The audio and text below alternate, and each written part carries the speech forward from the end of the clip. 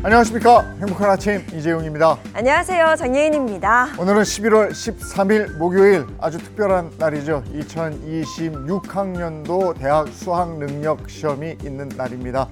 우리 수험생 여러분, 그동안 갈고 닦았던 실력 충분히 발휘하시고 좋은 성과 내시기 바랍니다. 네, 얼마나 고생했겠어요. 정말 많은 고생하고 드디어 오늘이 수능 날인데요. 그동안의 그런 노력들이 좋은 결과로 이어지길 진심으로 응원하겠습니다.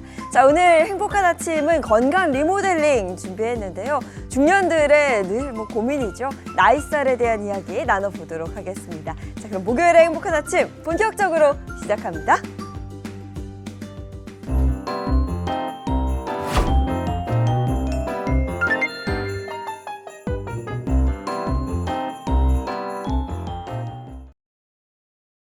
목요일 아침에는 어떤 소식이 들어와 있을까요? 모닝픽부터 시작하겠습니다. 김성환 시사평론가와 함께합니다. 어서 오세요. 네, 안녕하세요. 네, 첫 번째 모닝픽입니다. 어떤 겁니까? 첫 번째 모닝픽 그냥 쉬고 있어요입니다. 우리 청년들의 취업 관련한 소식인데요. 어떤 내용인지 자세히 전해주시죠. 네, 국가 데이터처에 따르면 10월 취업자 수는 지난해 대비 약 19만 명이 증가를 했습니다. 취업자 수가 증가했다고 하는 얘기는 좀 반길 만한 소식이라고 할 수 있을 텐데요. 그런데 속내를 좀 따져보면 사정이 다릅니다. 60세 이상과 30대를 제외한 나머지 연령대에서 모두 취업자 수가 줄어들었는데요. 특히 15세에서 29세 청년층에서 취업자가 16만 명 이상 줄어들면서 청년층의 고용률이 18개월째 하락세를 이어가고 있습니다. 또 업종별로 보면 건설업, 제조업, 농림어업 취업자는 감소를 했고요. 보건업, 복지 서비스업, 도소매, 금융보험업 취업자는 증가한 것으로 나타났습니다. 네, 청년층의 일자리 한파가 좀처럼 풀리지 않고 있습니다. 네. 또 그 외에 어떤 통계가 있습니까? 제가 그냥 쉬고 있어요 이렇게 말씀드렸잖아요. 이 부분이 좀 굉장히 중요하다고 볼 수가 있는데요. 10월 비경제활동 인구, 그러니까 경제활동을 하지 않는 인구를 조사를 했어요. 그러니까 1,612만 명이 되는데요.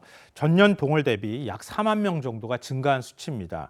특히 구직 활동도 일도 하지 않는 쉬없음 인구는 13만 5천 명이 증가해서 258만 명인 것으로 집계가 됐는데요. 이 가운데 그냥 쉰 30대가 33만 명을 넘어서면서 2003년 관련 통계 작성 이래 최대치를 기록했습니다. 이 그냥 쉬었다는 의미는요. 구직 활동도 하지 않고 그냥 아무것도 하지 않고 있다. 이런 뜻이 되는 거거든요. 그러니까 일종의 굳이 단념을 넘어서서 자포자기 상태로 들어간다는 뜻이 돼서 사회적으로 굉장히 문제가 될 수가 있을 것 같습니다. 우리 청년들이 부지런히 뛰면서 바빠 죽겠어 이런 얘기를 들어야 되는데 그냥 쉬고 있어. 그리고 무기력감을 얘기하고 이러면 안 될 것 같은데 취업률이 올랐다 이런 얘기, 또 우리 청년들이 기가 살았다 이런 얘기 제발 좀 듣고 싶습니다. 자, 다음 픽은요. 두 번째 모닝픽 40대 사망 원인 1위는입니다. 네, 왠지 제목부터 마음이 좀 무거워지는데요. 우리나라 40대 사망 원인 1위 뭐였을까요? 뭐라고 생각하세요? 암인가? 건강 관련해서인가? 40대 암이 걸리나요? 그렇죠. 40대 암이 이제 걸리기 시작할 나이쯤 되니까 사망 원인 1위가 암이 아닐까 이렇게 보통은 생각하실 텐데요. 아니기 때문에 문제가 되는 그게 건데요. 아니에요? 40대 사망 원인 1위가 자살이었습니다. 어머. 그러니까 사망 원인 통계 집계가 시작된 게 1983년이거든요. 그 이후에 처음으로 자살이 암을 제치고 40대 사망 원인 1위가 됐습니다. OECD 회원국 가운데 한국을 비롯해서 일본, 벨기에, 미국, 핀란드 등이 자살률이 높은 상위 10개국에 포함이 됐는데요. 특히 한국과 일본이 2020년부터 2023년까지 40대 사망 원인 2위가 자살로 집계되는 등 다른 나라에 비해서 중장년층의 자살 위험이 높은 국가로 분류됐습니다. 특히 한국과 일본을 비교를 해도 40대 사망 원인 중에 자살이 차지하는 비중은 한국이 더 높았다고 합니다. 아니, 이거 정말 놀랐습니다. 네. 40대 사망 원인 1위가 질병이 아니고 자살이다. 언제부터 이랬습니까? 2000년대 초반부터라고 볼 수 있을 것 같은데요. 40대 사망 원인 상위권의 어떤 원인들을 분석했을 때 자살이 오른 시점이 2000년대 초반부터라고 합니다. 2002년에 처음으로 사망 원인이 3위에 오른 뒤에 2005년부터 줄곧 2위를 유지하다가 지난해에 1위가 된 건데요. 그러니까 그럼 왜 40대에서 이런 현상이 나타날까? 이게 궁금하지 않겠습니까? 그러니까 40대가 어떤 나이대인가를 생각해 보시면 아시게 될 것 같아요. 그러니까 경제 위기를 겪다가 결국은 이런 선택을 하는 것 아니냐 이렇게 추정해 볼 수 있을 것 같습니다. 국내 연구팀이 2013년부터 2020년까지 국내 자살 사망자 약 10만 명을 분석했다고 하거든요. 22.5%는 경제적, 직업적 문제 등 사회 경제적 어려움으로 자살에 이른 것으로 나타나기도 했습니다. 이 외에도 도움을 요청하기 어려운 사회 분위기 역시 영향을 미쳤다고 보는 시각이 있는데요. 한 정신건강의학과 교수는 우리나라 경제 규모에 비해서 사회 안전망이 충분히 작동하지 않아서 40, 50대가 실직이나 채무 등 경제 위기에 처했을 때 도움을 받기 쉽지 않은 분위기다라고 진단하기도 했는데요. 그러니까 40대 한창 이제 가족들 이렇게 같이 생계를 꾸려가야 할 입장인데 경제 위기를 겪게 되는 거예요. 그러면 그걸 극복할 방법이 없을 때 마지막으로 선택하는 게 자살 아닌가 이렇게 얘기를 하고 있는 건데요. 주변에 도움을 줄 만한 곳이 없다고 하는 게 저는 더 아픈 대목인 것 같아요. 사회 안전망도 부족한 상황에서 주변에 도움을 구하기 어려우니까 거의 사지로 몰리게 되는 현상이 나타나거든요. 그러니까 이거는 국가 차원에서도 고민해야 할 부분이지만 우리 사회적인 차원에서도 어떻게 이런 문제를 해결해야 할지 함께 머리를 좀 맞대야 되지 않을까 싶습니다.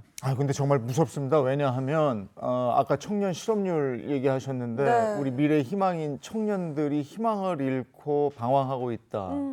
거기다가 우리 허리거든요. 40대가. 40대 사망률 1위가 자살이다. 이거 심각한 문제거든요. 네. 이게 그냥 흘릴 얘기는 아닙니다. 자, 다음 픽은요. 세 번째 버닝픽, 호스트 카페 논란입니다. 호스트 카페 논란. 이건 어떤 이야기죠? 혹시 호스트바는 들어보셨죠? 들어봤죠. 이건 뭐 많은 분들 남자 접대부 나오고 이러는 거 아니에요? 예, 네. 맞아요. 이제 그런 이제 술집이다 이렇게 생각하시면 될 것 같은데요. 최근에 여고생을 상대로 하는 호스트 콘셉트 카페가 등장을 해서 논란이 되고 있습니다. 이 대체 어떤 곳일까 궁금하실 텐데요. 이 콘셉트란 말을 좀 주목해 보실 필요가 있을 것 같아요. 일종의 이제 하나의 콘셉트 형태로 카페가 운영이 되는 거예요. 이렇게 되는 겁니다. 카페에 가면 먼저 남성 종업원이 손님을 일본어로 공주님이라고 하면서 부르면서 맞이를 한다고 합니다. 일본어로요? 예, 일본어로 공주님 하고 불러주는 거예요. 그러면 그러니까 그 손님은 호스트 이용권을 삽니다. 그러니까 내가 네. 당신하고 같이 있을 수 있는 시간 이용권을 살게 이렇게 하는데요. 그 이용권이 가격에 따라 또 다르고 응대 방식도 달라진다고 하는 겁니다. 예를 들면 10만 원권 음료 한 잔, 10만 원권을 사면 음료 한 잔과 사진 촬영만 가능하고요. 20만 원짜리 이용권은 사면 1시간 동안 함께 있을 수 있고 40만 원짜리는 2시간 만날 수 있다고 합니다. 고가의 샴페인을 주문하면 4시간 동안 야외 데이트도 가능하다고 하는데요. 그럼 둘이서 뭐 할까? 이게 궁금하실 수밖에 없는데 뭐 예를 들면 사진 촬영이 가능하다고 하면 어깨 동무를 해주거나 뭐 무릎에 기대는 뭐 이런 신체 접촉도 이루어지고 있다고 합니다. 예전에 티켓 따방이라는 거 있었어요. 예. 시간 끊고 뭐 이런. 어, 이게 이렇게 된 모양인데 이게 청소년한테 허용이 돼요? 이거 말이 안 되는데요? 저도 좀 놀라기도 했는데요. 그러면 이 업태가 어떻게 됐길래 과연 이게 가능할까? 청소년은 술집에 출입할 수 없잖아요. 그러니까 술집으로 등록되지 않은 곳이어야 가능한 거거든요. 그러니까 식품위생법상 일반 음식점으로 등록이 돼 있기 때문에 여고생이나 여중생까지도 출입이 가능하다고 합니다. 근데 이게 가면 뭔가 매력이 있으니까 이렇게 빠지는 거 아니겠어요? 한 여고생의 사례를 제가 말씀드리면은 호기심에 아마 친구랑 갔을 가능성이 높은데 그러니까 카페에 갔다가 호스트에 점점점 빠져들게 된다고 하는 거예요. 예를 들면 학교나 이런 데서 의지할 사람도 없고 나를 소중히 여기는 사람이 요즘 적잖아요. 좀 그렇게 학생들은 받아들이거든요. 근데 가면 뭐 애인처럼 너는 내 여자친구야 라면서 뭐 공주님 불러주고 편지도 써주기도 한다고 하고요. 그러다 보니까 점점 진짜 남자친구라고 착각하게 된다고 하는 거예요. 그러니까 돈을 계속 쓰지 않으면 날 특별하게 생각하지 혹시 않는 거 아니야? 뭐 이런 식의 반응이 온다거나 이렇게 하니까 점점 높은 이용권을 사게 되는 거죠. 그래서 이런 압박감에 2주 동안 7차례나 카페를 찾았고 아르바이트로 번 돈 85만 원을 모두 탕진했다. 이런 얘기입니다. 근데 업주 측 설명은 좀 다른데요. 콘셉트만 그럴 뿐이고 미성년자들이 착각하도록 유도하지 않는다. 밤 10시 이후엔 미성년자 출입을 제한하고 신체 접촉 등도 하지 못하도록 하고 있다. 이렇게 얘기를 하고 있다고 합니다. 네, 일단 방금 말씀해 주신 것처럼 청소년은 그 판단이 잘 안 되거든요. 이게 현실인지 아니면 설정인지 혼동할 수 있다는 생각과 함께 앞서 이제 너무 비싸요. 뭐 10만 원권의 음료 한 잔과 사진 한 장, 그리고 그 후에는 뭐 25만 원, 40만 원, 100만 원. 굉장히 큰 돈 쓴다는 것도 걱정이 됩니다. 그러니까 그 10만 원 안에는 호의가 포함된 거잖아요. 그 호의를 어디까지를 호의라고 얘기할 수 있는가 이제 이런 부분인 건데요. 근데 이게 사실은 아마 일본에서 배워온 것 같아요. 네. 일본에서도 비슷한 콘셉트 카페 같은 게 있어서 논란이 된 바가 있는데요. 이건 맨즈 콘셉트 카페라고 부른다고 해요. 그러니까 똑같이 남성 종업원이 여성 손님을 응대하는 방식을 사용하고 있고요. 이 맨즈가 앞서 제가 말씀드렸던 호스트하고 좀 비슷한 개념이라고 생각하시면 됩니다. 당시 일부 일본 청소년들이 맨콘에 사용할 돈을 마련하려고 성매매에 나서는 등 악순환이 벌어지는 일이 벌어져서 사회적으로 논란이 된 바가 있습니다. 국내 전문가들은 사실 전문가 멘트를 굳이 얘기하지 않아도 많은 분들이 아실 거예요. 이런 데 빠져들게 하면 그 돈을 구해야 되잖아요. 네. 그 돈을 어디서 구하겠습니까? 청소년들이 구할 수 있는 방법이 마땅치 않잖아요. 그러니까 일본에서 성매매가 이루어졌다고 얘기하는 것처럼 불법의 악순환이 생겨날 수 있다고 하는 거예요. 그러니까 그런 면에서 사회 관심이 좀 필요하다, 대책 마련이 필요하다 이런 조언을 내놓고 있습니다. 네. 이런 거 지적하면 뉴스에서 하도 그 저 위에 있는 사람들이 뻑하면 법적으로 아무 문제 없어요 이러니까 네. 그렇게 나올 것 같아요. 이 청소년 유해 환경에 노출되지 않도록 뭔가 대책이 있어야 되겠다 싶습니다. 법적으로 아무 문제 없어요 이거 말고요. 네. 자 다음 픽은요. 네 번째 모닝픽 수도 동파 예방하려면입니다. 네, 날씨가 부쩍 추워지면서 수도 동파, 이제 좀 걱정이 되기 시작한다 하시는 분들 계실 텐데요. 관련해서 자세히 좀 전해주시고 예방법 정말 궁금합니다. 오늘 수능일이잖아요. 네. 원래 수능일 날 날씨 춥다 그러는데 오늘 굉장히 그러게요. 포근하잖아요. 원래 한파인데. 네. 네. 이번 주까지는 좀 포근하다고 얘기하는데 다음 주부터 다시 추워진다고 얘기하거든요. 그러니까 갑자기 한파가 몰아치면 상수도 동파를 겪을 수가 있는데요. 그래서 서울시가 오는 15일부터 내년 3월 15일까지 수도 계량기 동파 대책을 시행한다고 밝혔습니다. 그러니까 동파 취약 지역 8,300곳에 계량기암 보온 덮개 두께를 8mm로 보강을 하고요. 동파에 강한 디지털 계량기 10,000개를 확보할 예정입니다. 기온에 따라서 동파 예보 단계를 4단계로 분류를 해서 영하 10도 미만으로 떨어질 때는 상황시를 24시간 비상체제로 전환해서 동파 피해를 최소화할 예정이다라고 밝혔습니다. 가정에서 수도 동파를 예방하려면 어떻게 해야 돼요? 이거 알면서도 잘 실천이 안 돼요. 맞아요. 저도 겨울에 정말 추워지면은요 계량기 있는 데 가서 이렇게 한번 기웃거리기도 네. 하고 그러거든요. 근데 이건 좀 상식으로 알아두시는 게 굉장히 중요합니다. 생활 속 3대 예방 수칙이라고 있다는데요. 채우기, 틀기, 녹이기 이 3가지를 기억하시면 된다고 합니다. 한파가 이틀 이상 지속될 때는 계량기암을 헌옷이나 보온덮개 같은 걸로 채워야 하고요. 채우기. 예, 2분간 수도꼭지를 틀어서 종이컵 한 잔 정도의 물을 흘려보내고 계량기가 얼어붙었을 때는 50도 이하의 열로 천천히 녹이는 것이 바람직하다고 합니다. 만약 수도 계량기 지시부가 깨지거나 부풀어 오는 등 피해가 의심이 된다면 120 다산 콜센터 재단 또는 관할 수도사업소, 아리수 사이버 고객센터에 신고 조치를 하고 조치를 받으시면 되는데요. 이거 저도 경험해봤지만 만약에 동파 생기잖아요. 겨울에 못 풉니다. 네. 왜냐하면 동파 그거 얼린 거 녹여주시는 분들이 너무 바빠가지고요. 불러도 한 일주일도 더 넘게 기다려야 하거든요. 그러니까 사전 예방이 굉장히 중요합니다. 일단 좀 뭐 어떻게 하면 좋을까 이렇게 생각하시지 마시고요. 계량기 있는 데 가서 헌옷이나 뾱뾱이든 네. 뭐든 막 채워놓으시는 게 일단 네. 중요해요. 네. 동파가 일단 안 생겨야 되는 거죠. 그럼요. 예방이 무엇보다 중요하고 저는 들으면서 얼마 전까지 더워 이제 바로 동파 걱정하는 그런 계절이 됐습니다. 김성환 평론가와 함께했습니다. 고맙습니다. 네. 고맙습니다. 정말 더워하다가 어느새 추워하는 날이 왔습니다. 오늘 날씨 어떨지 궁금한데요. 문단영 기상캐스터 나와주세요. 네, 수능일인 오늘 수능 한파는 없겠습니다. 평년보다 높은 기온으로 온화한 하루가 되겠는데요. 크게 벌어지는 일교차만 염두에 두시기 바랍니다. 오늘 오전까지 서쪽 지역은 짙은 안개가 낍니다. 특히 경기 남부 내륙과 충청, 호남을 중심으로는 가시거리 200m 미만의 짙은 안개가 드러나겠습니다. 오늘 하늘은 전국이 대체로 맑습니다. 다만 아침과 낮 기온이 10도 이상 차이가 나면서 크게 벌어지는 일교차에 유의하셔야겠습니다. 내일부터는 기온이 조금 낮아지긴 하겠지만 낮에는 평년 수준으로 기온이 크게 오릅니다. 토요일까지 대체로 맑다가 일요일에는 늦은 오후부터 중부와 전북을 중심으로 비 소식이 있습니다. 오늘 한낮 기온 보겠습니다. 서울이 17도, 강릉이 19도, 광주와 대구가 18도까지 오르면서 이맘때 가을보다 온화해지겠습니다. 다음 주 초반에는 또다시 반짝 추위가 찾아오는데요. 화요일에는 무려 서울의 아침 기온이 영하 3도가 예상됩니다. 올 가을의 첫 영하권 추위가 되겠습니다. 지금까지 날씨 전해드렸습니다.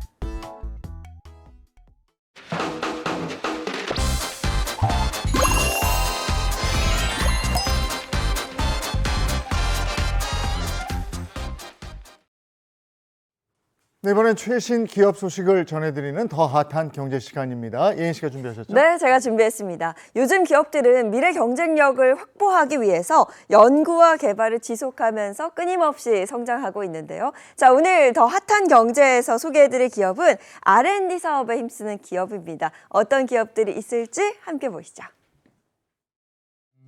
먼저 과감한 투자와 혁신으로 AI 기술 경쟁력을 강화하고 있는 대기업 L사의 소식입니다.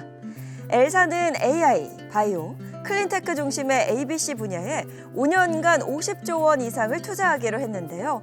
최근 세계 최고 수준 성능의 국내 최초 하이브리드 AI 모델을 공개했고요. 세포 치료제 같은 미래 신약을 개발하는 것을 목표로 혁신의 박차를 가하고 있습니다. 우주 발사체와 인공위성 연구 개발에 뛰어들며 포트폴리오 다각화에 나선 항공사 K사의 소식입니다. K사는 다양한 우주 수송 플랫폼에 활용 가능한 기술 개발에 적극 나서고 있는데요.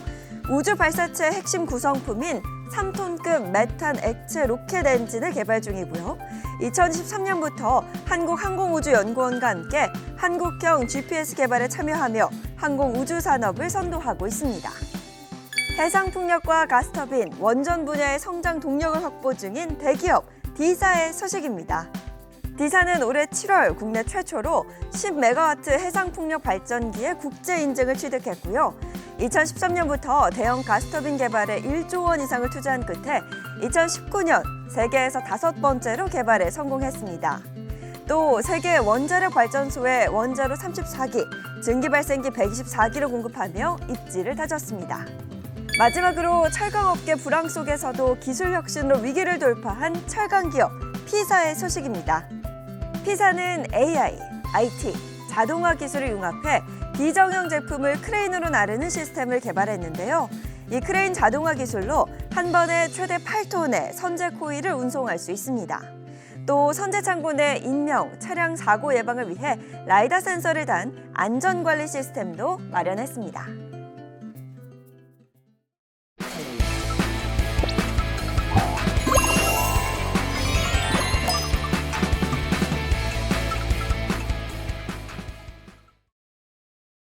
네, 행복한 아침 함께하고 계신 지금 시각이 7시 48분을 넘어섰습니다. 이번엔 건강 챙겨보겠습니다. 건강 리모델링 시간입니다. 주치의 선생님들 소개해드릴게요. 양기영 소화기내과 전문의, 민혜원 가정의학과 전문입니다. 그리고 개그우먼 이희경 씨 어서 오세요. 행복한 아침! 아, 이거 준비했는데 안 그래도 너무 긴장하고 타이밍 있었단 살짝 말이에요. 제 잘못입니다. 제가. 세 분이 하니까 더 좋은데요? 예. 자, 오늘 주제는 뭔지 보겠습니다.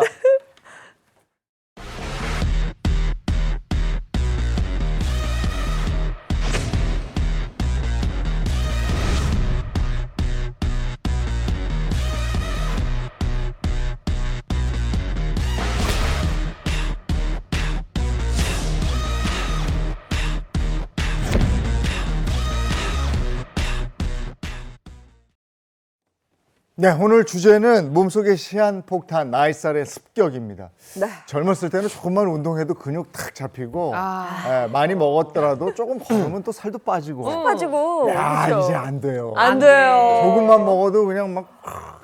그래요? 가요?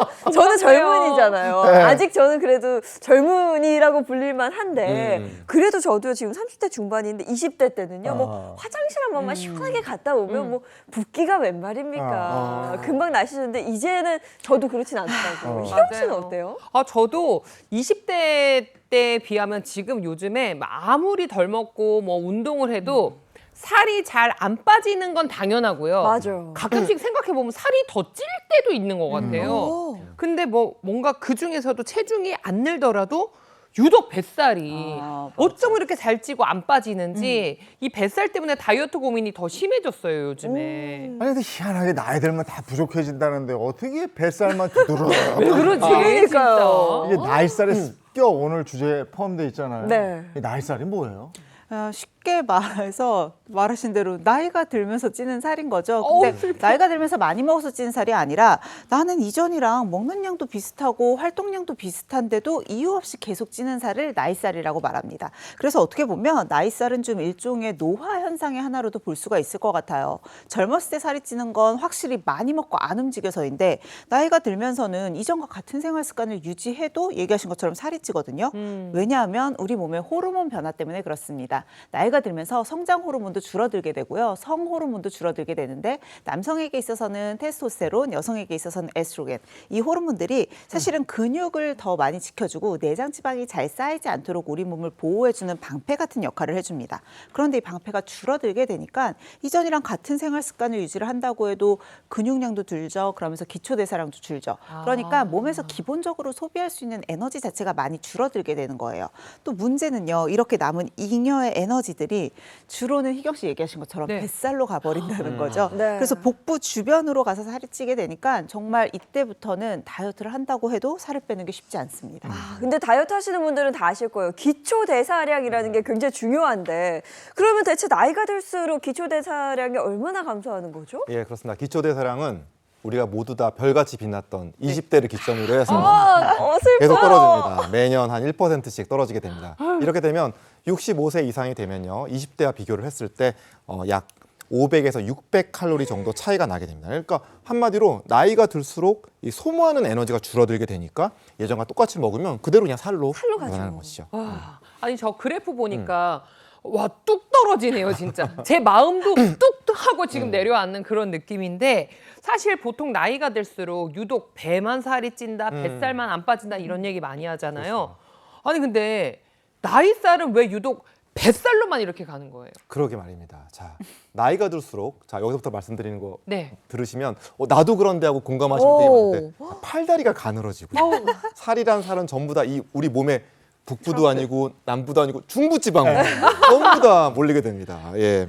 자, 여성의 경우에는 아까 방금 우리 민혜 선생님 말씀해 주셨듯이 이 폐경을 지난 이후에 우리 몸에 정말 여러 가지를 방어해주는 특히나 이 지방의 축적을 막아주던 여성 호르몬 에스트로겐의 분비가 줄어들면서 이런 그 원래 기존의 엉덩이나 허벅지 같이 하체에 있던 살들이 점점 이 복부 지방으로 올라와서 이제 그렇게 이제 지방 축적으로 이제 변하게 되는 거고요. 남성도 뭐 마찬가지죠. 갱년기 지나면서 남성 호르몬 테스토스테론의 이 분비가 줄어들면 이 근육량이 줄어들게 되고요. 이제 지방의 축적이 점점 늘어나게 되는 그런 나쁜 상황으로 가게 됩니다. 근데 이 나이살이 단순히 외적으로 보기 싫고 이런 것뿐이 아니고 건강에 치명적이라면서요. 맞아요. 나이살이 이제 찌기 시작한다라고 했을 때는 사실 심각한 질병들을 막 불러올 수 있는 일종의 시한폭탄이다라고 보셔야 합니다. 우리 몸에서 살이 찐다라고 했을 때 크게 두 가지로 볼 수 있는데요. 피하지방과 내장지방으로 나눌 수가 있겠죠.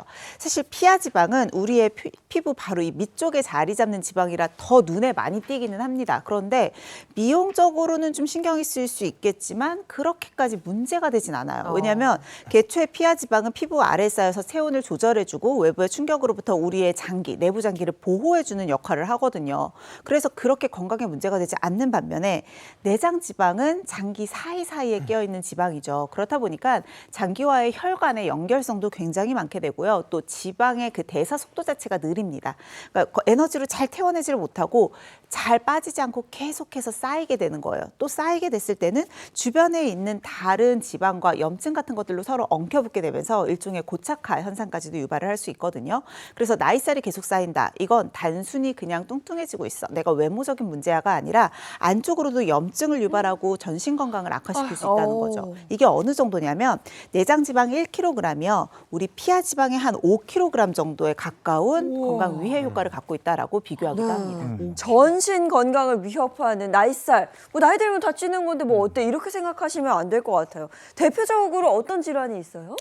내장 지방을 방치하게 되면 앞서서 설명드린 것처럼 혈관 건강을 해치게 되겠죠. 지속적으로 혈관에 염증이 쌓이게 될 테니까요. 그런데 여기서 그치는 게 아니라 지방의 대사에도 영향을 줄 수가 있고요. 특히 또 지방은 일종의 호르몬을 분비하는 내분비 기관입니다. 그래서 호르몬의 교란까지도 유발을 할 수가 있거든요. 실제로 내장 지방이 1kg 증가할 때마다 고혈압과 고지혈증은 2배, 또 당뇨병의 경우는 남성은 2.5배, 또 여성은 무려 7배까지도 치솟는다는 통계도 있습니다. 네. 아니 나이살이 이렇게 무서운 거예요? 그러니까 너무 무서운데요. 그런데 이게 끝이 아닌 게 정말 더 무서운 부분이죠. 자, 이 나이살은 각종 암의 원인이 될 수가 있습니다. 자, 특히 우리가 발병하게 되면 발병 5년 안에 90% 이상이 사망한다는 그 무서운 인류 최악의 암, 이 췌장암의 발생 위험을 높이게 됩니다. 왜냐하면 이 내장 지방에서 나오는 이 염증 독소가 바로 이 발암 독소가 될 수 있기 때문입니다. 실제로 50에서 71세 사이에 이 비만한 또 그리고 정상 체중을 가진 남녀 30만 명을 대상으로 5년에 걸쳐서 이 추적 관찰을 했더니요. 비만인 사람이 정상 체중보다 이 췌장암 위험성이 45%나 증가했다고 합니다. 네, 나이살이 내장 지방이 되고 이게 암을 부른다. 이것도 무서운데 나이살이 또 치매를 유발해요. 네, 나이살이 찌면서 복부 비만이 되면요, 우리 몸의 전반적인 대사가 저하되면서 찌꺼기들이 많이 남습니다. 그러면 치매를 유발할 수 있는 베타아밀로이드라고 하는 뇌에서 나오는 찌꺼기도 더 많이 쌓이게 되거든요. 이게 치매와 직접적인 연관성이 있습니다. 실제로 한 연구를 살펴보면요, 65세 이상 남녀 87만 명을 대상으로 분석한 결과 정상 체중이라고 하더라도 복부 비만이 있을 경우 치매의 발병 위험이 남성은 15%, 여성은 23%까지 증가했다고 합니다. 이렇게 듣다 보니까 지금 나의 이 나이살 가만둬선 안 될 것 같다라는 생각이 드는데 나이살이 내장 지방으로 간다고 말씀을 해주셨잖아요. 그럼 지금 이 내 뱃살이 지금 내장 지방인지 피하 지방인지 구별할 수 있는 방법이 있나요, 선생님? 그렇죠. 사실은 두 개가 다 같이 있는 경우가 대부분이에요. 아 그래요? 아 그래요. 그렇긴 한데 그래도 어느 게 좀 더 메인인지 이렇게 눈으로 좀 보면은 어느 정도 메인 요리가 뭔지 감별할 수가 있습니다. 그래서 이 내장 지방이 있는 분들은요, 이 배 전체가 좀 볼록하게 있는 사과형, 수박형 그런 형태가 되고요.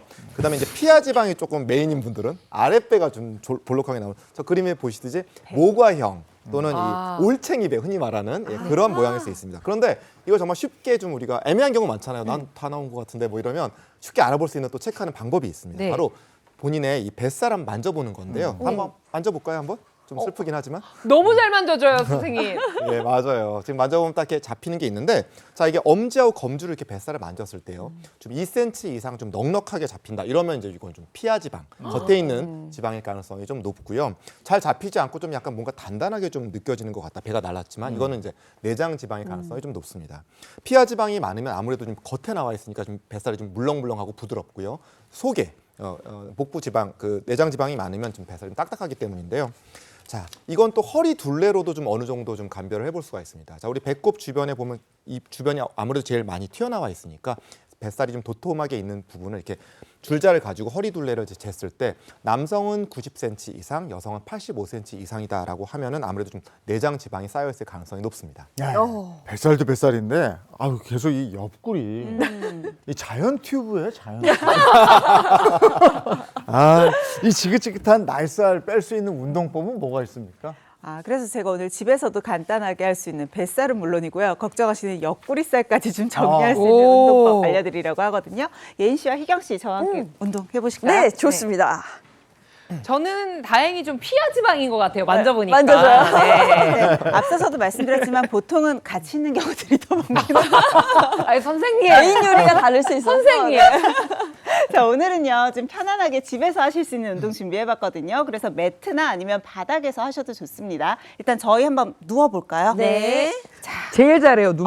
좋죠, 뭐. 편안하시죠? 근데 그냥 이렇게 누우시는 게 아니고 무릎은 좀 세워주세요. 그리고 양쪽 다리는 골반 정도 넓이로 벌려볼게요. 이 상태에서 제일 먼저 하는 건 우리의 상복부를 자극을 할 거예요. 상복부를 자극하기 위해서는 이렇게 들어주는 동작이 좋은데요. 네. 양손을 다리 사이에 넣는다라고 생각하시면서 상체를 들어 올리시면 돼요. 그런데 이때 주의하셔야 될 점. 많은 분들이 복부에 힘을 쓰지 않고요. 주로는 머리랑 목에 힘을 씁니다. 그러면 예, 뒷목에 무리가 많이 가거든요. 그래서 이 부분보다는 내가 상복부를 말아 올리는 이런 느낌으로 하시면 돼요. 그래서 많이 들려고 하지 마시고 살짝 예, 상복부가 꼬여서 힘이 긴장이 들어가는 정도의 느낌만 하시면 돼요. 우리 시간 관계상 5번만 해볼게요. 네. 준비되셨나요? 네. 자, 시작할게요. 하나, 둘, 셋, 넷, 다섯. 네, 이 정도만 하셔도 상복부로 점점 긴장이 되면서 힘이 들어가는 게 느껴지실 거거든요. 네. 그러면 이번에는 옆구리까지 같이 커버를 해볼게요. 이번에는 양손은 머리 뒤로 깍지 끼듯이 놔주시고요. 발끝을 터치할 거예요. 그런데 오른팔과 왼다리 그리고 왼팔과 오른다리 이렇게 교차하면서 할 거예요. 이렇게 들기만 하면 배에 힘이 안 들겠죠. 한쪽 지지해준 상태로 살짝 꼬아가면서 트위스트하면서 이렇게 발끝을 터치해 주시면 됩니다. 똑같이 양쪽 합쳐서 5번 한번 해볼게요. 네. 자, 오른팔부터 하나, 둘, 셋, 넷, 다섯, 여섯, 우와. 일곱. 이거 운동 되는데? 5번만 하기로 해놓고 왜? 다섯 쌍. 우리는 다리가 2개잖아요. 그 계산법이 그렇구나. 자, 이렇게 했으면 마지막으로는 이제 하복부 남았죠? 네. 하복부는 다리를 들어 올리는 동작에서 가장 자극을 많이 받거든요. 그래서 두 다리를 이렇게 직각이 되도록 딱 들어주시면 좋은데요. 이때 팔은 편안하게 엉덩이 옆에 두시거나 엉덩이 밑에 깔아 두셔도 됩니다. 사실 두 다리를 다 내리는 동작이 자극은 더 많이 가는데 잘못하면 허리가 뜨면서 이제 등이 좀 아프거나 또는 허리에 무리가 가실 수 있어요. 그래서 오늘은 한 다리씩 내려볼게요. 오른 다리 내렸다, 다시 올려주시고요. 왼 다리도 내렸다, 올려주시고요. 완전히 닿지 말고 땅에 닿을 듯 말 듯하게 내려주시는 게 포인트입니다. 와. 자, 똑같이 부들부들. 양쪽 같이 해서 5쌍 해볼게요. 네. 하나, 둘, 넷, 네. 다섯 개 힘들겠어요. 힘들 것 자, 같습니다. 이렇게 본인 체력에 따라서 5회에서 10회 정도, 3사이클 정도로 해주시면 집에서도 굉장히 편안하게 복부 관리를 하실 수 있습니다. 와. 선생님, 무슨 일이 벌어진 거죠? 저는 날씬해지셨어요. 제 배에 강아지 키우는 줄 알았어요. 푸들푸들거려가지고. 푸들거려가지고. 힘드네요. 잘 와, 보기에는. 고생하셨습니다. 이거 와. 무리하게 하면 못 걸을 것 같아요. 아니, 진짜 이 복부에 힘이 빡 들어가고. 야. 체력에 맞게 5회에서 10회 정도, 그러니까 너무 무리하지 말고요. 점차 늘려가시면 됩니다. 그러니까 배 복근 운동을 할 때도 윗배, 아랫배를 골고루 골고루 해야 되죠. 골고루. 그냥 이렇게 윗몸 일으키기만 막 한다고 되는 게 아닌 거예요. 잘 배웠고요. 이렇게 운동도 중요한데 평소에 날살이 찌지 않게 하는 생활 습관 같은 것도 중요하잖아요. 중요합니다. 그래서 이번에 제가 준비해봤는데요. 나이살 부르는 의외의 습관 3가지 준비했습니다. 자, 그럼 첫 번째부터 한번 볼까요? 첫 번째는 공복에 과일 주스. 이거 근데 아침에 건강 챙긴다고 이렇게 드시는 분들 많거든요. 그리고 일단 좀 이게 다이어트 하시는 날씬한 분들이 연상이 되면서 공복에 과일 주스 먹는 거는 전 다이어트 식이라고 생각을 했는데 이게 나이살에 안 좋아요? 그렇죠. 아침에 과일 이렇게 갈아 드시는 분들 굉장히 많고 지금 맞아. 아마 방송 보시면서도 이렇게 한 네. 손에 그렇죠. 과일 주스 하나 들고 계시는 분들도 되게 많이 있을 텐데 자, 이 과일이나 채소에 많이 들어있는 이 식이섬유는요. 우리 같이 먹을 때 흡수되는 이 당을 희석해서 신체에 좀 서서히 흡수되게끔 돕는 역할을 하는데 이걸 갈아버리면은 식이섬유가 다 파괴되어서 당분이 그냥 우리 몸에 너무 쉽게 너무 빠르게 급격하게 흡수가 되게 됩니다. 자, 에너지원으로 사용되고 나서 남은 이 과당은요. 체내에서 지방으로 쉽게 전환이 돼서 축적이 되고 또 이 복부 비만을 유발하는 호르몬을 자극할 수 있습니다. 또 항상 드셔보시면 알겠지만 주스는 아무래도 좀 과일, 채소를 먹는 것보다는 좀 포만감이 덜하잖아요. 네. 그래서 마시고 나서도 뭔가 헛헛해서 뭔가 좀 다른 음식을 추가로 섭취하게 되는 이제 그런 일들이 많이 일어나고요. 또 당 수치 조절이 좀 쉽지 않은 분들 있죠. 뭐 좀 고도 비만 환자분이시거나 아니면 당뇨병 있는 환자분들은 그러니까 이렇게 갈아서 드시는 거는 조금 주의하시는 것이 좋겠습니다. 네, 공복의 과일 주스는 이거 반전이에요. 피해야 될 것 같습니다. 두 번째도 한번 이어서 볼게요. 자, 두 번째는요. 식후 과격한 운동입니다. 이거 괜찮은 거 아닌가? 아니 먹었으니까 이제 식후에 과격하게 운동을 해서 땀을 좀 쫙 빼야죠. 빼야죠. 살이 안 찔 것 같거든요. 그럼요. 이게 왜 안 좋아요? 보통 이런 분들이 극단적으로 많이 먹고 극단적으로 많이 운동을 하시는 경우들이 있는데요. 죄책감에. 네, 사실 식후에는요. 그러니까 우리 몸에서는 혈액의 양이 일정하게 정해져 있잖아요. 그러면 정상적으로는 밥을 먹었으니까 혈액들이 소화기관에 몰리면서 막 소화기관이 빨리빨리 소화를 할 수 있도록 운동을 시켜줘야 되는데 내가 운동을 하면 이 필요한 혈액들이 다 근육으로 갈 거 아니에요. 그러면 소화기관에서는 제대로 역할을 하지 못하고 그 소화 기능이 떨어지니까 더 더부룩해질 수도 있어요. 특히나 고강도의 운동을 할 경우에는 압력이 올라가면서 위산역류를 유발해서 역류성 식도염도 악화시킬 수가 있거든요.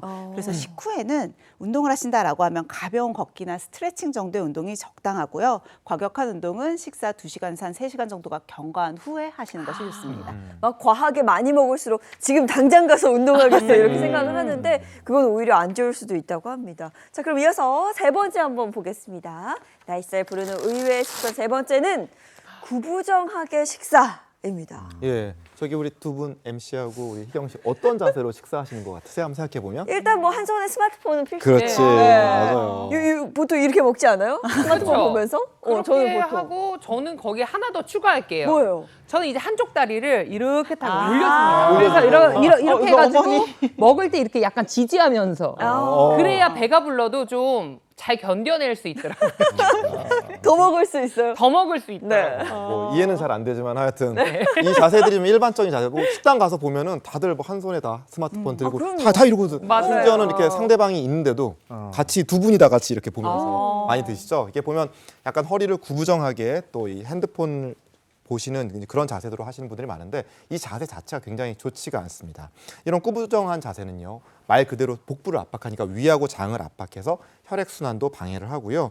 또 이게 보면 위에서 12장으로 음식이 다 이렇게 넘어가야 되는데 이 부위를 비정상적으로 좀 누워있는 모양으로 만들기 때문에 위에서 장으로 좀 내려가기가 좀 어려워지게 됩니다. 그러면은 이제 식사 후에 헛배가 부르고 소화가 잘 안 되고요. 또 음식물이 그러다 보면 장 속에 오래 머무니까 거기서 음식물들 일부는 이제 부패를 하게 되겠죠. 부패가 된다는 건 결국 그것이 독소와 그다음에 나쁜 성분, 가스 이런 것들을 이제 발생시키게 됩니다.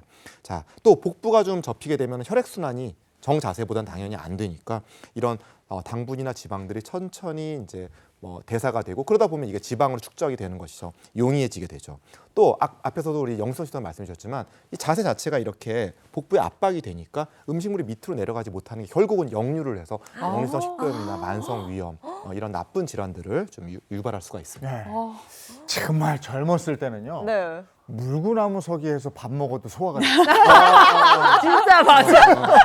근데 지금은 뭘 먹으면 속이 더부룩하고 소화력이 떨어져요. 그렇죠. 이 소화가 잘 안 되는 거 이것도 나이살을 만드는 요인이 됩니다. 맞아요. 사실 많은 분들이 간과하고 계신데 소화불량 때문에 살이 찐다는 거 잘 모르시더라고요. 어떻게 보면 이 소화불량을 개선하는 게 바로 나이살을 잡는 핵심이라고도 볼 수가 있거든요. 실제로 유독 한국인들이 소화불량을 많이 호소하십니다. 한국인 5명 중에 1명, 약 1,000만 명 가까이가 소화계통의 질환을 경험을 했다라는 통계도 있고요. 특히나 이 소화불량의 68%, 거의 70% 가까운 사람들은 40대 이상의 중장년층 또 노년층이거든요. 생각을 해보면 우리가 나이가 들면 계속 소화가 안 되고 속이 더부룩하다라고 하는 게 소화효소 때문일 수 있어요. 소화효소의 양 자체도 줄어들게 되고 또 소화효소의 활성도도 떨어지면서 소화력 자체가 감소하거든요.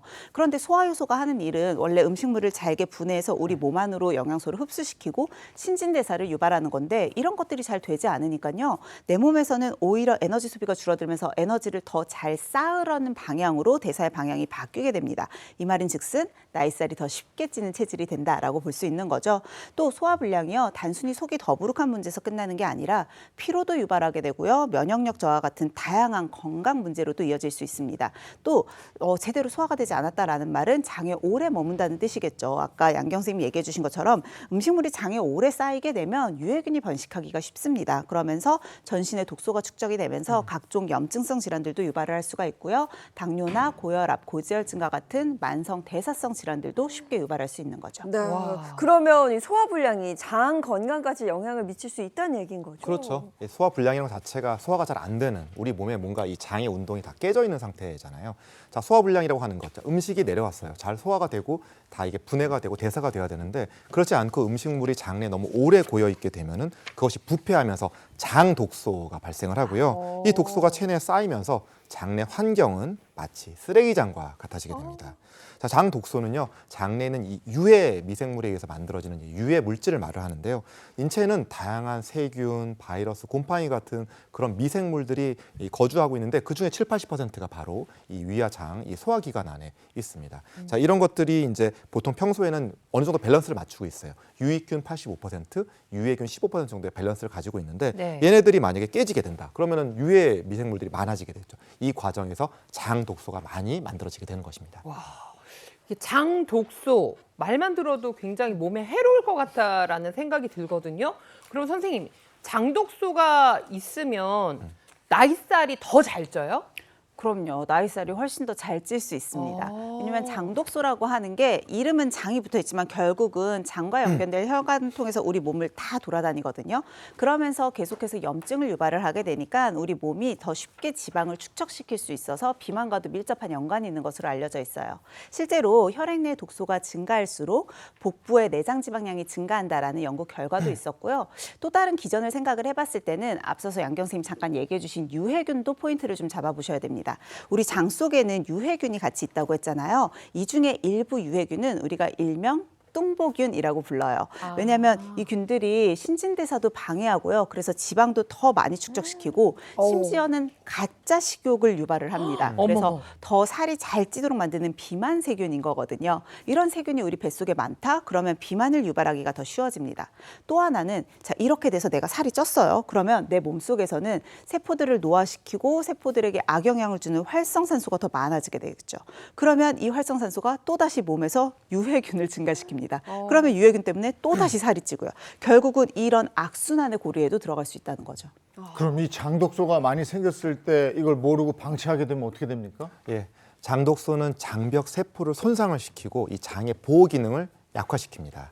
자, 우리가 음식을 먹게 되면 위장에서 이제 소화시키고 이걸 흡수하는 장기가 바로 이제 소장이잖아요. 이 소장에서는 이 흡수를 위해서 이 표면적을 넓히기 위해서 육모라고 하는 작은 털들이 아주 빼곡하게 들어서 있습니다.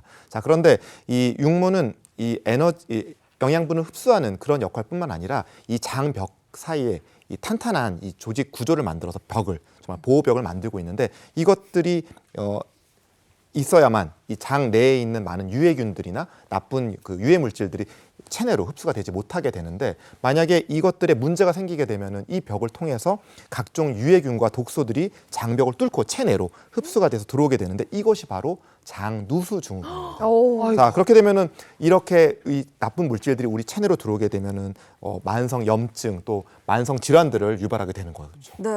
아니 듣기만 해도 무섭지 않아요? 네. 장 누수 증후군. 그러면 이게 생기면 어떻게 되는지도 궁금해요.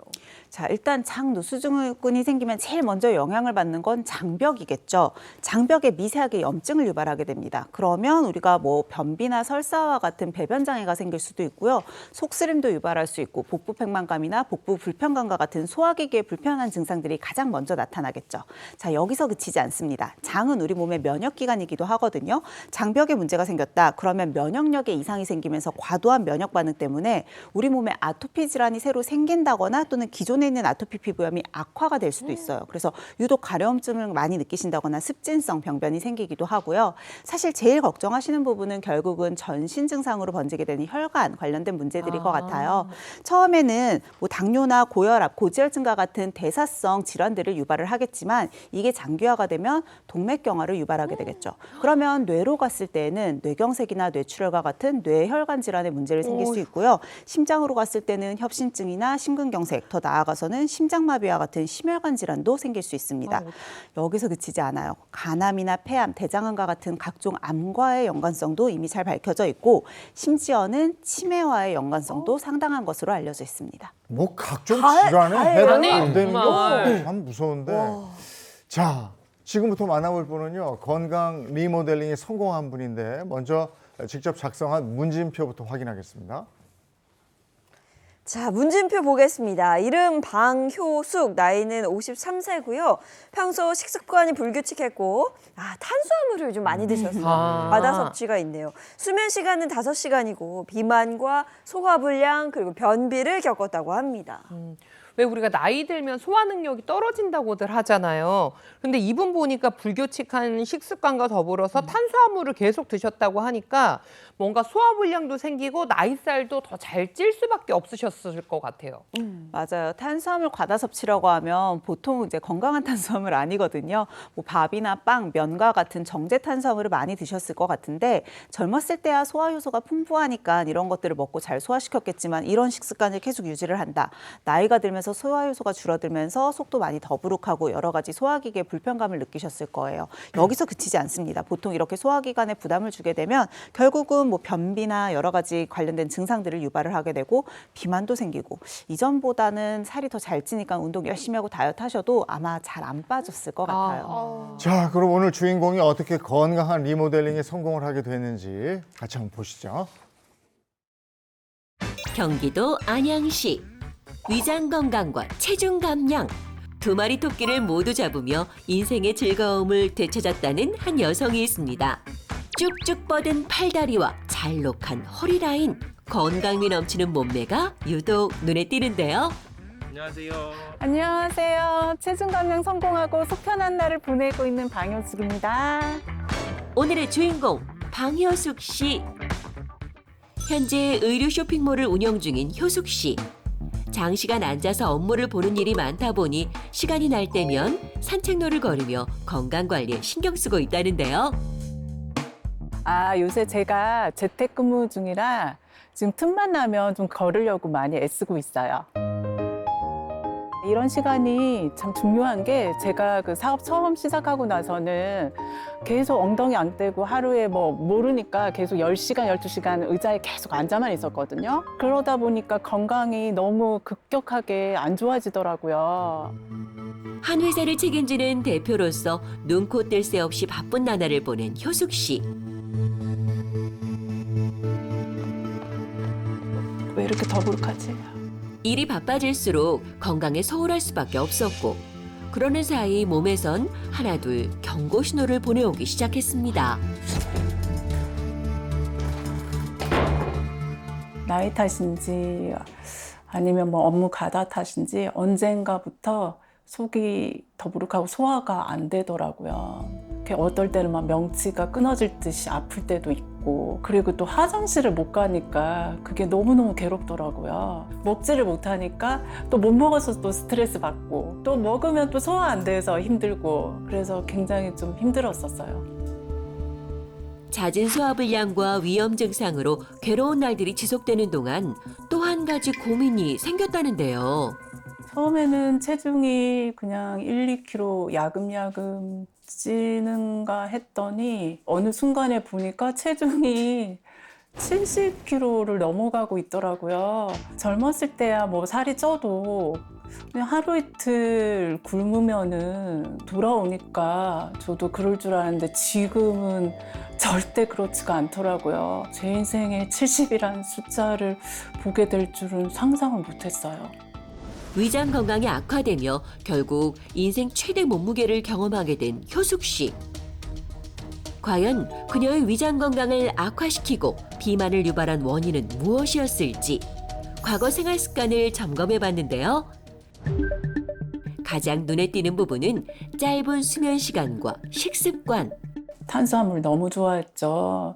빵, 떡이라고 하면 자다가 또 벌떡 일어났죠.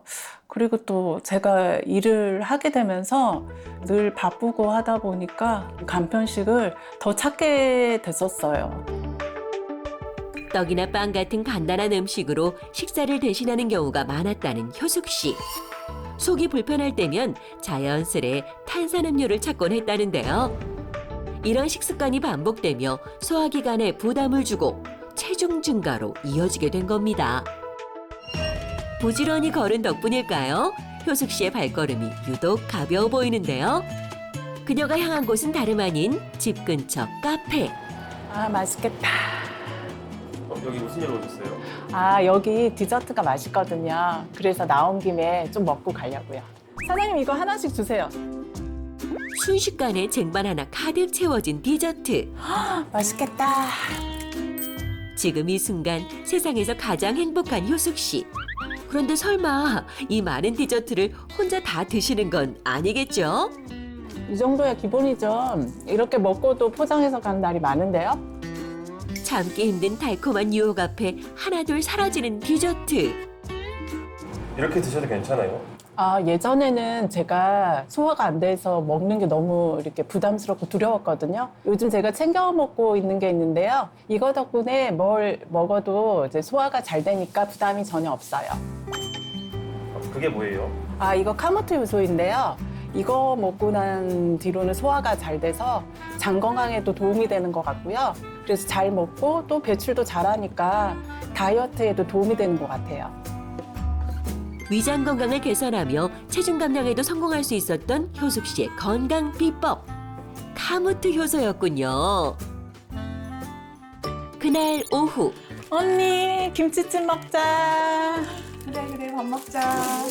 아, 저희 사촌 언니요. 근처에 사시는데 김치찜 집이 새로 생겼다고 해서 같이 먹으려고 불렀어요. 너 살이 왜 이렇게 많이 빠졌어? 도대체 몰라보게 빠졌다. 예뻐지고. 아, 언니 나 10kg 넘게 뺐잖아. 너 지금은 예쁜 옷 많이 입어서 좋겠다. 아침마다 옷 고를 때마다 행복해. 아, 좋겠다. 부럽다. 언니 먹자. 여기 맛있다고 소문났더라? 먹음직스러운 김치찜의 자태에 설레는 마음을 감출 길이 없는 효숙 씨. 맛있지 언니? 많이 먹어. 많이 먹어 언니. 진짜 맛있다. 푹 익은 김치에 고기까지 한 점 얹어주니 그야말로 밥도둑이 따로 없는데요. 취향에 맞춰 식사를 하는 사이 어느새 밥 공기도 바닥을 드러냅니다. 아, 배부르다. 언니 벌써? 난 요즘에는 나이가 들어서 그런지 조금만 먹어도 소화가 안 되고 불편해 답답하고. 너 옛날에는 소화도 안 되고 화장실도 못 가고 힘들었었잖아. 근데 지금은 왜 이렇게 잘 먹는 거야? 알고 싶어? 잠깐만 기다려봐. 사촌 언니의 고충을 누구보다 잘 아는 효숙 씨. 가만히 있을 수 없겠죠. 자, 이거. 너 이거야? 카메트 요소? 벌써 먹고 있었어? 언니. 내 친구들이 이걸 먹고 있더라고. 아, 그래? 너는 벌써부터 먹었었구나. 내가 예전에는 뭐 먹고 이러면 속이 더부룩하고 소화가 안 돼서 화장실을 잘 못 갔잖아. 근데 이 카모트 효소를 꾸준히 먹었더니 그런 증상들이 사라졌어. 위랑 장이 좋아지니까 자연스럽게 살도 빠지더라. 효숙 씨의 건강한 다이어트를 도운 비법 카무트 효소. 사촌 언니의 속편한 나날을 위해 아낌없이 비법을 나눠주는 효숙 씨. 언니 이거 어때? 이거 맛있어. 구수하고. 그러면 언니 내가 선물로 줄 테니까 꾸준히 챙겨 먹어. 고마워. 잘 챙겨 먹을게. 언니 우리 이거 꾸준히 챙겨 먹고 우리 둘 다 날씬해지자. 고마워. 가벼워진 몸과 마음으로 건강한 일상을 만들어 나가는 효숙 씨의 매일매일을 응원합니다. 열심히 관리했어요. 그래서 야. 나이살도 빼고 장 건강까지 되돌려놨는데 비포 애프터 사진 있죠? 한번 보여주세요. 한번 볼까요? 우와. 야, 진짜 네. 완벽하게 다이어트에 성공을 하셨습니다. 이렇게 네. 보면 못 알아볼 것 같아요. 다른 사람 같아요. 완전히. 진짜요. 근데 이분이 쇼핑몰 대표님이셨잖아요. 네. 그거답게 정말 옷태도 너무너무 잘나서 너무 멋져 보였고요. 당당해 보이는 게 진짜 멋있었던 것 같아요. 비결이 둘레길 걷기하고 카무트 효소인데 카무트 효소가 뭡니까? 네, 카뮤트 효소는요, 고대 곡물인 카뮤트를 천연 발효를 시켜서 만든 효소를 말해요. 사실 건강에 좀 관심 있다, 나 다이어트에 좀 관심 있다 하시는 분들은 카뮤트 많이 들어보셨을 거예요. 카뮤트가 약 6,000년부터 재배가 되어온 고대 곡물이거든요. 워낙에 풍부한 영양소를 가지고 있는 것으로 유명합니다. 그러면 이 카무트를 효소의 형태로 섭취하면 어떤 게 좋아요? 네, 자, 우리가 음식물을 소화시키기 위해서는 이 탄수화물을 분해하는 효소인 이 아밀라제하고 단백질을 분해하기 위한 이 프로테아제라고 하는 그런 효소가 우리 체내에서 분비가 되고 필요한데요. 이 카무트에는 바로 이 탄수화물 분비하는 이 알파 아밀라제와 이 프로테아제가 아주 풍부하게 들어있는 것으로 알려져 있습니다. 자, 또한 이 카무트를 이 풍부한 이 영양 성분이 있잖아요. 이런 것들을 그대로 담아가지고 이 발효 과정을 거쳤는데요. 자, 100% 카무트 이 단일 종자와 균주를 이용해서 천효 발효를 시킨 것이죠. 자, 그렇기 때문에 이 음식물의 소화를 돕고 영양소의 이 체내 흡수율을 높여주고요. 특히 탄수화물 섭취가 많은 우리 한국인들의 이 소화 부담을 줄이고 장 건강과 체중 관리까지도 이 도움을 줄 수 있는 거죠. 오늘 주인공이 나이가 들면서 소화가 정말 안 된다 이렇게 이야기를 했거든요. 근데 자꾸 막 나이가 들면 뭐가 안 좋고 뭐가 부족해지고 이런 얘기하는 게 너무 슬프긴 한데 대체 소화 효소는 나이가 들면 얼마나 감소하는 거죠? 네, 참 신기하게도 우리 몸에 좋은 것들은 나이가 들면서 감소하죠. 소화 효소도 나이가 들면서 감소를 하는데요. 보통은 이제 20대 때부터 점차 감소를 하지만 40대 들어서면서 정말 급격하게 감소를 하기 시작합니다. 그래서 80대가 되면 이 소화 효소의 분비량이 가장 넘쳤던 20대 때보다 무려 30배 이상 더 줄어든다라고 알려져 있거든요. 그러니까 나이가 들면 젊었을 때와 비슷하게 먹거나 양을 더 적게 먹는데도 소화 불량 때문에 속이 너무 더부룩하고 힘들다라고 하면서 병원을 찾으시는 분들이 늘어날 수밖에 없거든요. 근데 이 소화 효소가 부족하면요, 그냥 소화 불량으로만 끝나는 게 아닙니다. 내 몸 안에서는 에너지를 제대로 흡수시키지도 못하고 활용을 할 수도 없으니까요. 사실 내가 어떻게 보면 체내에 항상 소화 효소가 잘 존재를 해야 에너지를 내고 활력 있게 살 수 있는데 이게 부족하니까 몸에서는 먹어도 에너지가 생기지 않으니까 계속 피로하겠죠. 피로하고 에너지도 나오지 않고 무기력해지게 되고요. 몸 안에서도 제대로 대사가 이루어지지 않으니까 음식물 같은 것들이 제대로 에너지로 활용이 되지 못하면 독소들이 많이 생기게 되고 지방으로 더 많이 쌓이게 되는 거예요. 그래서 나이가 들면 들수록 이 부족해지는 체내의 효소를 잘 유지해주고 채워주는 게 필요한 거죠. 근데 우리나라 사람들의 주식이 뭐 이것저것 다른 것도 많이 먹는다고 해도 으뜸은 밥이잖아요. 그럼요. 네. 거기다가 서양 사람들 주식인 빵은 우리한테 간식이거든요. 그렇죠. 이렇게 탄수화물을 먹다 보면 젊었을 때는 아무리 먹어도 이게 소화가 잘 돼도 요즘엔 더부룩해요. 그렇습니다. 한국인 하면 또 탄수화물이죠. 그래서 탄수화물 섭취가 워낙 많다 보니까 나이가 들수록 이 소화 능력은 떨어질 수밖에 없는데요. 한국 영양학회에 따르면요, 우리나라 한국 사람들한테 탄수화물 섭취 권장량은 1일 100g 정도입니다. 자, 그런데 우리 이제 즉석밥으로 이제 이해하시면 조금 쉬울 것 같은데 큰 공기 있죠. 조금 평소보다 좀 큰 공기가 한 300g 정도 하는데 이게 이제 탄수화물로 이제 환산을 하면 이제 100g 정도 됩니다. 그러니까 이제 하나 정도 먹어야 되는 건데 다들 뭐 상상하셨겠지만 한국인의 평균 1일 섭취량은 307.8g으로 3배 이상 높습니다. 그렇기 때문에 이게 정말 이게 과다가 되고 있는데 특히 이 탄수화물 섭취가 많은 게 바로 60대 여성들입니다. 갱년기를 거치면서 신체 변화를 겪죠. 이럴 때 이 탄수화물 섭취가 더 많아지기 때문에 이것이 바로 이제 복부 비만의 원인이 되고 있습니다. 네. 근데 오늘의 주인공은 디저트도 먹고 또 아까 김치찜에 밥에 막 김 싸서 싸서. 드시고 이랬거든요. 근데 예전에는 소화가 안 됐지만 요즘에는 소화가 잘 된다고 하셨단 말이에요. 그럼 이 카무트 효소가 이런 음식들의 소화나 뭐 다이어트에도 도움이 되는 건가요? 네, 그렇죠. 앞서서도 이 카무트 효소에는 탄수화물을 분해하는 알파 아밀라제가 풍부하다라고 설명을 드렸는데요. 실제로 이 효소들이 내 몸 안에 들어왔을 때 어떤 작용을 하는지를 좀 보여드리기 위한 시각적인 예시 영상을 준비했거든요. 보면서 설명을 드릴게요. 자, 우리 아침으로 잘 드시는 베이글을 준비를 했습니다. 그리고 요 베이글 먹는 유리컵이 우리 몸의 소화기관이라고 가정을 해볼게요. 이 소화기관에 베이글이 들어온 상태에서요. 한쪽에는 그냥 일반 물을 넣고요. 다른 한쪽에는 물에 카무트 효소를 같이 넣은 후에 어떤 변화가 일어나는지를 관찰을 해봤습니다. 자, 4시간이 쭉 경과가 됐어요. 보면 물만 넣은 쪽은 소화기관의 베이글이 그대로 남아있죠. 하지만 카뮤트 효소를 넣은 쪽의 물은 베이글이 완전히 분해된 거 보이시나요? 네.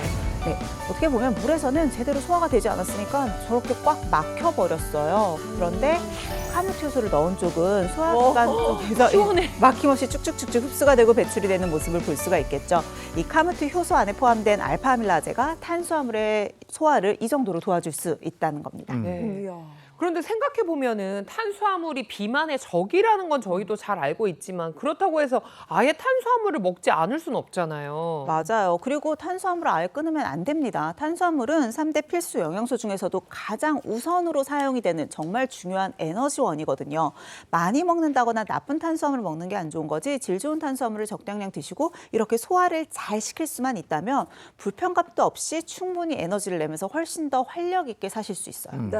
오늘의 주인공은 뭐 소화뿐만 아니라 장 건강도 되찾았다고 했거든요. 카무트 효소가 실제로 장 건강에도 도움을 줄 수 있는지 그것도 궁금해요. 예, 맞습니다. 그런 연구가 있는데요. 자, 쥐에게 이 대장염을 유발할 수 있는 DSS라고 하는 그런 물질을 투여하고 나서 이 대장염을 유도를 한 다음에 네. 카무트 효소 식이 식단을 섭취한 후에 어떤 변화가 있는지를 한번 살펴본 연구가 있습니다. 자, 카무트 효소 식이 식단을 섭취한 이 실험군은요, 섭취하지 않은 대조군보다 이 장내 미생물의 다양성과 균형이 잘 맞춰져서 이 대장염 증상이 완화하는 것을 확인했고요. 또 염증성 장질환 관련 이 유해균을 감소시켜서 증상 완화에 도움을 주는 것을 확인할 수 있었습니다. 뿐만 아니라 이 카무트 효소의 원료인 카무트 자체가 수용성 식이섬유가 풍부해서 장내 유익균을 늘리는 데 도움을 주거든요.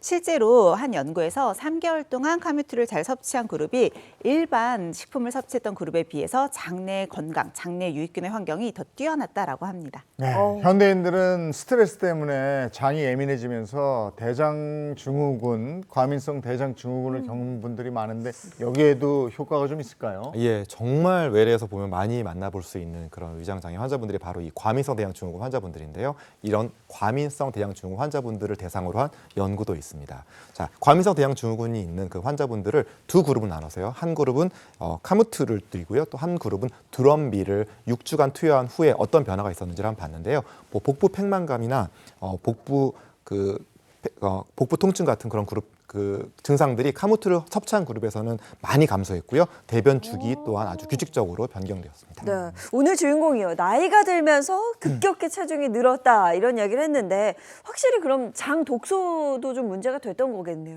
네, 맞습니다. 그래서 이번에는요, 이 장 독소가 지방세포를 만났을 때 내 몸에서 어떤 일이 일어나는지를 좀 설명드리기 위한 시각적 예시 영상 준비했거든요. 역시 보면서 설명드리도록 하겠습니다. 자, 저 노란색 슬라임이 지방세포라고 보시면 돼요. 네. 그리고 구슬이 장 독소라고 가정을 해볼게요. 자, 배출되지 않고 몸에 쌓인 장 독소가 지방세포를 만나면요. 장 독소가 지방세포에 쩍쩍 달라붙게 되겠죠. 네. 자, 저 상태에서 쭉 결합이 되면 네, 너무 끈끈하게 결합이 됐죠. 아우, 정말 다양한 염증 반응을 일으킬 수밖에 없고요. 이것들이 전신에 영향을 주면서 살이 더 잘 찌는 체질로 변하게 되는 겁니다. 그럼 선생님 저 진짜 궁금한 질문 하나 나갑니다.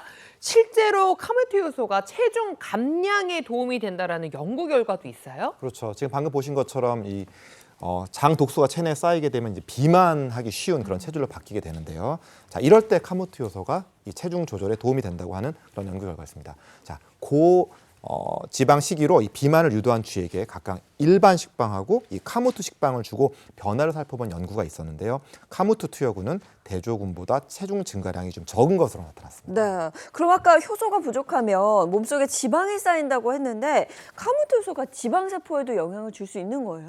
네, 카무트가 지방세포에 미치는 영향에 대한 연구 결과도 있어서 이 부분도 소개를 해드릴게요.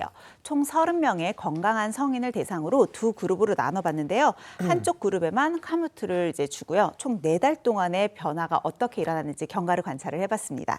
자, 그 결과 카무트를 섭취를 했을 때 체지방량이 3.7% 감소했고요. 또 중성지방은 14.8% 감소하는 것을 확인할 수 있었습니다. 여기에 더불어서 이 비만세포의 활성을 억제할 수 있는 좋은 불포화지방산인 DHA는 카무트를 섭취한 군에서 더 유의미하게 증가한 것도 확인할 수 있었습니다. 그렇군요. 지금 저희 앞에도 이 카무트 효소 준비가 되어 있는데 카무트 효소 한번 맛을 보겠습니다. 네. 근데 향은 굉장히 고소한데. 너무 고소해요. 약간 맛있어요. 고구마 라떼 맛이 나요. 와, 이거 진짜 맛있다. 그리고 이게 가루 형태라서 그냥 들고 다니면서 아주 간단하게 식사 후에도 먹어서 좋을 것 같아요. 와, 그리고 무엇보다도 입안에 가루를 넣었는데 너무 금방 잘 녹아서 불편감이 전혀 없고 너무 아니, 잘 맛있어. 넘어가요. 맛있어요. 우와, 진짜 치고 맛있어요. 저 이거 좀 너무 더 주세요. 긁어드시는데요? 저 이거 하나 더 주세요.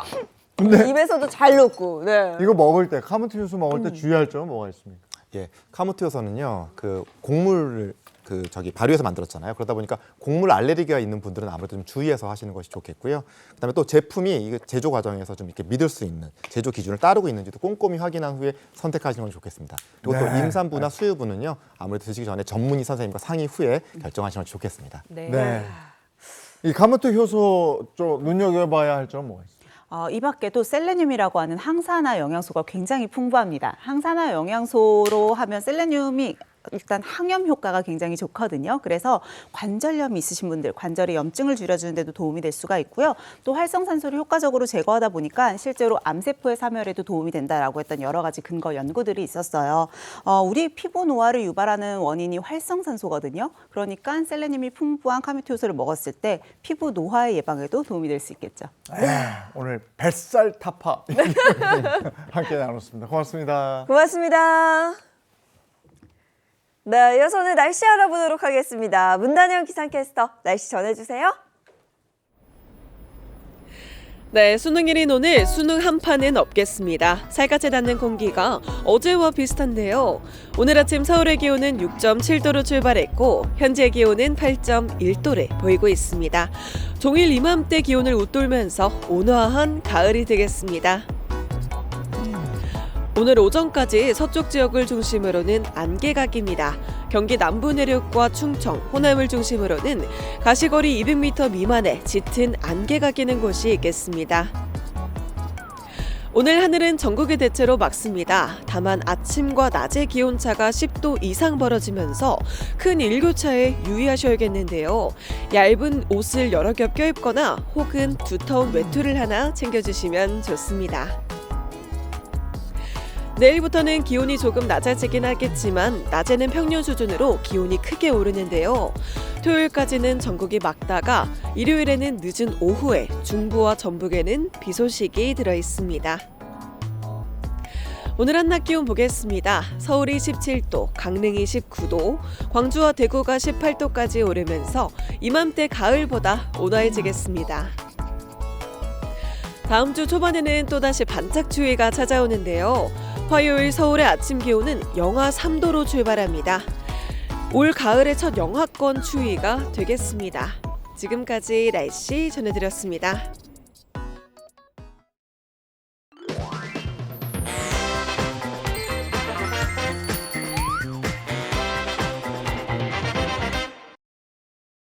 지역 곳곳의 다채로운 소식을 소개하는 코너죠. 다양한 정보를 전하는 다정한 예인씨, 지금 함께 만나보실까요? 첫 번째 소식입니다. 지난 12일부터 오는 16일까지 서울 코엑스에서 디자인 비즈니스 종합박람회 디자인 코리아 2025가 진행됩니다. 이번 행사는 디자인이 그리는 새로운 질서들이란 주제로 언어의 지평, 사건의 지평, 사물의 지평, 이렇게 세 가지 섹션이 구성돼 인공지능과 디지털 전환이 촉발한 산업생활 전반의 변화를 디자인의 언어로 바라봤는데요. 주최 측은 디자인 코리아 2025가 전시, 비즈니스, 교육, 네트워킹을 한자리에서 연결하는 플랫폼으로 기능해 기술 확산과 산업 생태계 강화에 기여하게 될 것이라고 전했습니다. 다음 소식입니다. 2025년 에이펙 정상회의 성과를 설명하고 도움을 준 경북도민에게 감사의 뜻을 표하기 위한 브리핑이 지난 5일 국립경주박물관에서 개최됐습니다. 이번 대회를 통해서 한류를 세계에 알리는 데 굉장히 도움이 되었고 특히 경상북도 경주가 한류의 원산지다 이런 것을 보여줬기 때문에 앞으로 한류로 인해서 전 세계가 다시 뜨는 그런 대한민국이 될 걸로 생각합니다.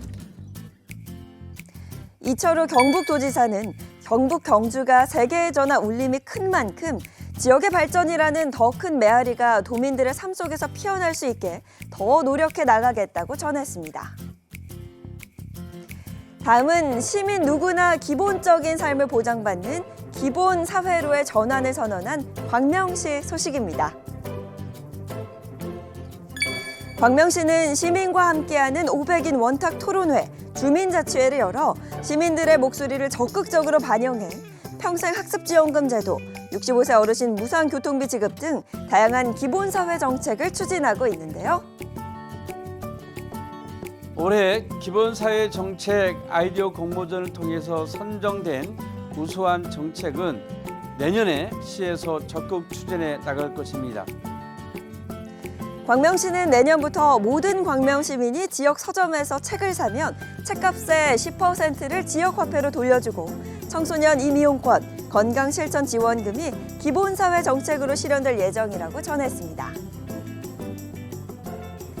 다음 소식입니다. 올해로 20회를 맞은 부산 불꽃축제가 광안리 해수욕장 일원에서 오는 15일에 열립니다.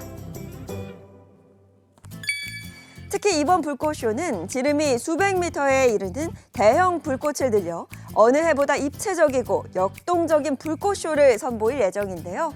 부산시와 부산경찰청은 축제 규모가 큰 만큼 100만 명 이상이 몰릴 것으로 보고 행사장 일대에 7천여 명을 배치해 안전관리에 나선다고 전했습니다.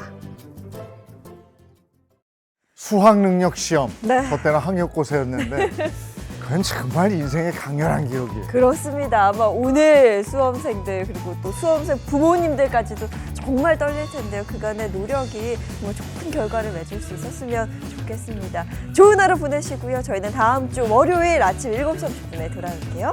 행복한 아침, 행복한 하루 되십시오. 고맙습니다. 고맙습니다.